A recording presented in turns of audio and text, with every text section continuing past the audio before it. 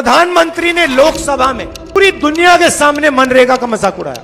कहते हैं मैं इसको रद्द करना चाहता हूं मगर नहीं करूंगा, क्योंकि मैं चाहता हूं कि देश को याद हो कि कांग्रेस पार्टी ने क्या किया। कोविड के समय अगर मनरेगा नहीं होता तो देश की हालत आपको मालूम, और उसी प्रोग्राम को बीजेपी आज चला रही। प्रधानमंत्री आए, नोटबंदी की, आपके जेब में से पैसा निकाला, आपको कहा काले धन के खिलाफ लड़ाई है, बैंक के सामने आपको खड़ा कर दिया। पूरा देश बैंक के सामने खड़ा है, पूरे देश ने अपनी कमाई का पैसा बैंक में डाला।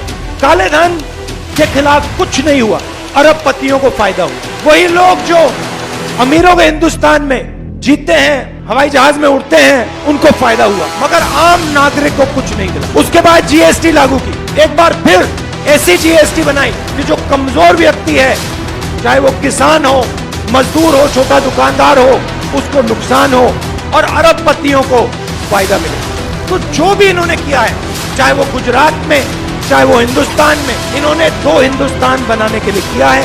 एक अमीरों का हिंदुस्तान जिसमें चुने हुए लोग कोई भी सपना देख सकते हैं, कुछ भी कर सकते हैं, उनके लिए कोई कानून नहीं कुछ। और दूसरा हिंदुस्तान जिसमें लाखों करोड़ लोग रहते हैं, गरीबी में रहते हैं, कोरोना के समय अस्पताल में जाते हैं, मरने के लिए अस्पताल जाते हैं, ना वहां उनको ऑक्सीजन सिलेंडर मिलेगा, ना वेंटिलेटर मिलेगा। प्रधानमंत्री कहते हैं थाली बजाओ, थाली बजाओ। उसके बाद कहते हैं मोबाइल फोन की लाइट चलाओ। और हमारे मीडिया के मित्र ये सवाल नहीं उठाते कि गुजरात में 3 लाख लोगों ने दम तोड़ा है। ये नहीं कहते कि गुजरात में 3 लाख लोग मरे हैं। ये नहीं कहते कि गंगा मां लाशों से भर गई थी। नहीं कहते कि हिंदुस्तान में 50-60 लाख लोग मरे। ये कहते हैं थाली बजाओ, लाइट जलाओ। सरकारी स्कूल, सरकारी कॉलेजेस सब बंद कर दिए, एक के बाद एक, एक के बाद एक, एक के बाद एक बंद कर दिए और पूरा का पूरा प्राइवेटाइज कर दिया। उन्हीं 4-5 लोगों के हवाले कर देते। 2014 में नरेंद्र मोदी जी हिंदुस्तान के प्रधानमंत्री बने और उससे पहले वो गुजरात के चीफ मिनिस्टर थे। जो काम उन्होंने गुजरात में शुरू किया, वो आज हिंदुस्तान में कर रहे हैं। जिसको गुजरात मॉडल कहा जाता था,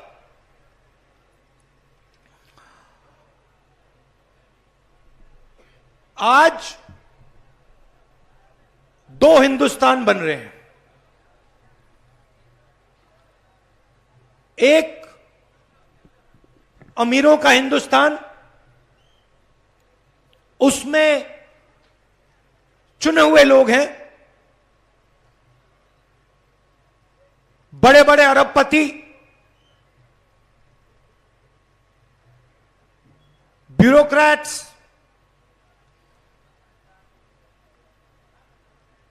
जिनके पास सत्ता है, धन है, अहंकार है। और दूसरा हिंदुस्तान भारत की आम जनता, आम नागरिक का हिंदुस्तान।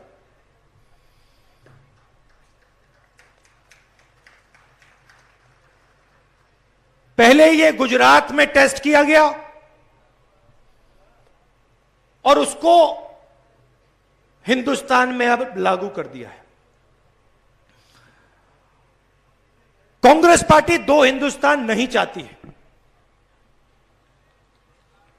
हमें 2 नहीं चाहिए, हमें एक हिंदुस्तान चाहिए और उस हिंदुस्तान में सबका आदर होना चाहिए, सबको अपॉर्चुनिटी मिलनी चाहिए सबको शिक्षा मिलनी चाहिए, सबको अस्पताल, स्वास्थ्य की सेवा मिलनी चाहिए।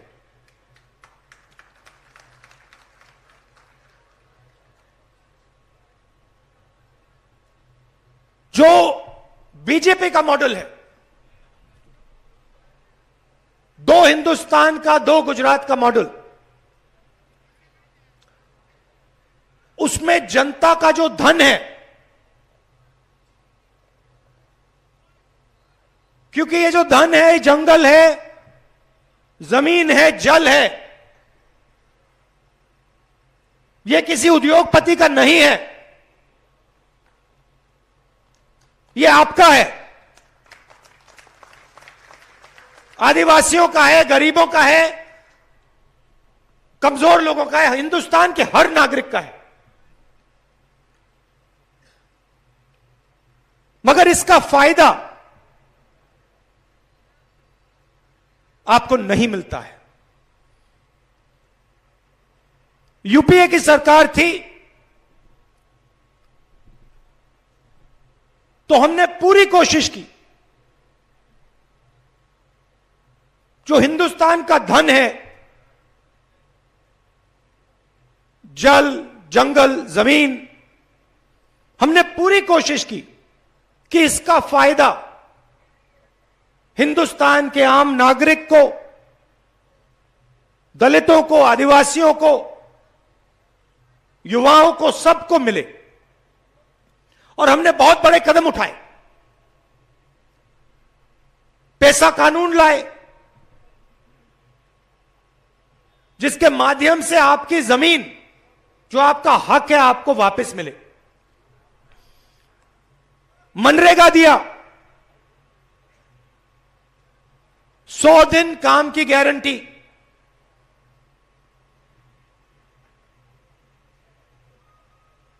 पूरे देश में उसको चलाया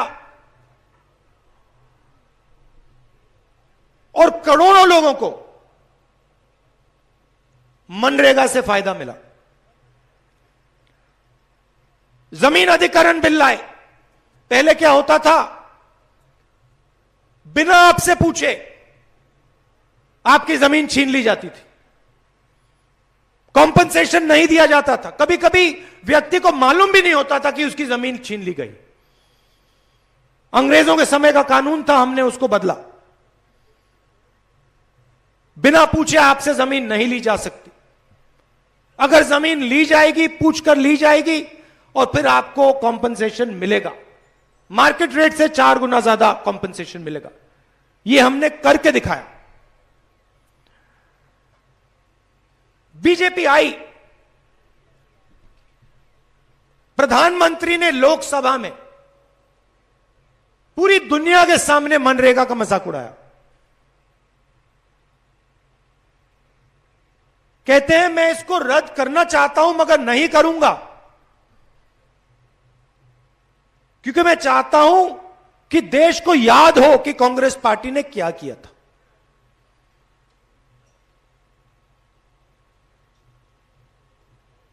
और आज देखिए,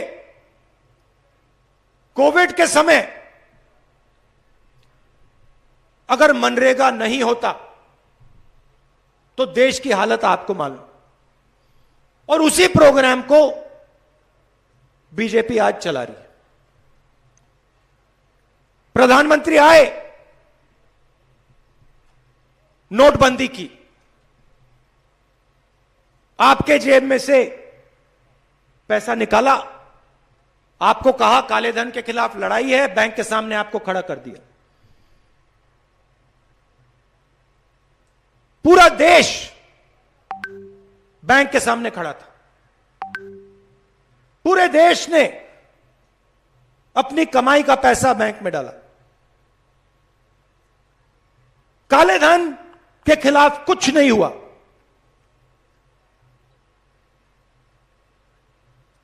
अरबपतियों को फायदा हुआ।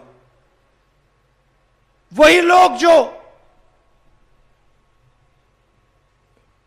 अमीरों के हिंदुस्तान में जीतते हैं, हवाई जहाज में उड़ते हैं,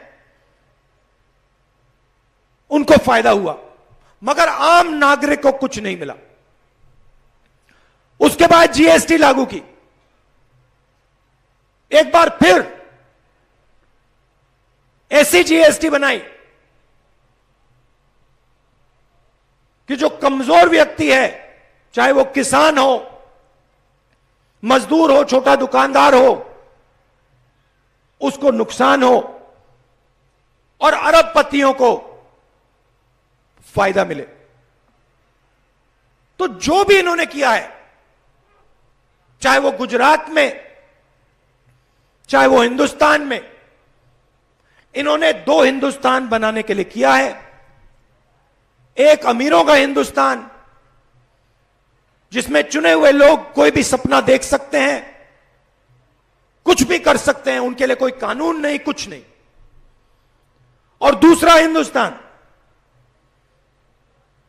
जिसमें लाखों करोड़ लोग रहते हैं, गरीबी में रहते हैं, कोरोना के समय अस्पताल में जाते हैं, मरने के लिए अस्पताल जाते हैं, ना वहां उनको ऑक्सीजन सिलेंडर मिलेगा, ना वेंटिलेटर मिलेगा।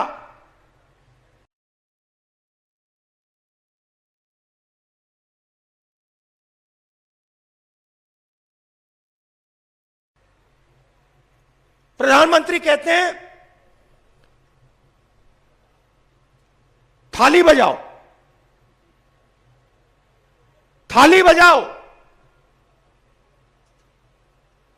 उसके बाद कहते हैं मोबाइल फोन की लाइट जलाओ। और हमारे मीडिया के मित्र यह सवाल नहीं उठाते कि गुजरात में 3 लाख लोगों ने दम तोड़ा है। ये नहीं कहते कि गुजरात में 3 लाख लोग मरे हैं। ये नहीं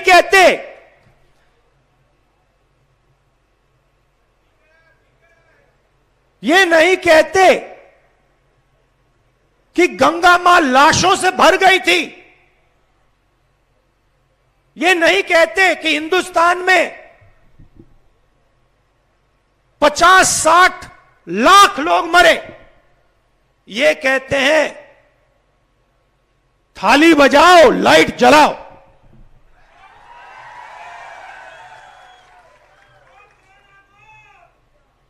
और फिर टीवी पे आपको किसी आदिवासी का चेहरा नहीं दिख सकता। कभी देखा आपने आदिवासी नेता का चेहरा टीवी पे?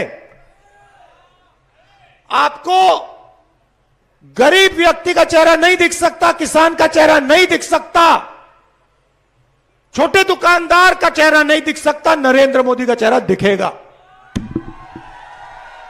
और इस देश में किसी का चेहरा है ही नहीं। 24 घंटा एक ही चेहरा आपको दिखेगा।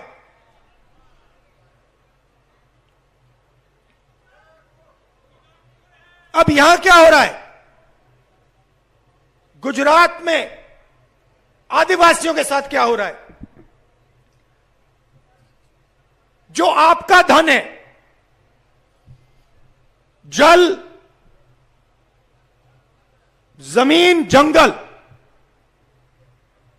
ये आपका है।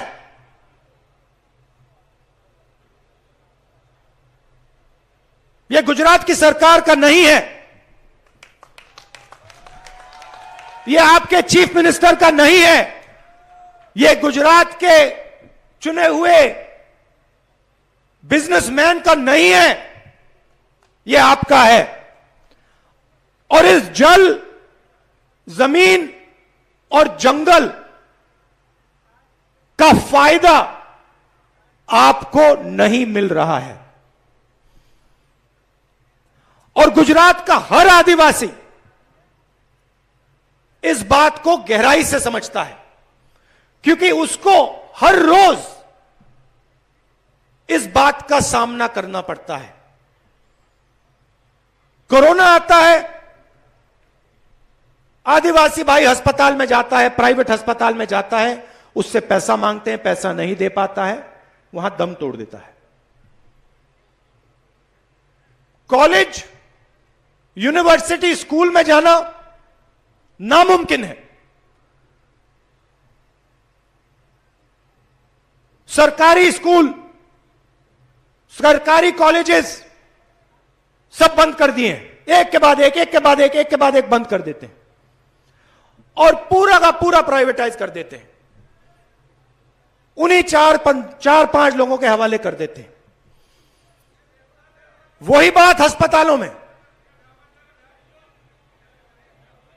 रोजगार की बात छोड़ दीजिए।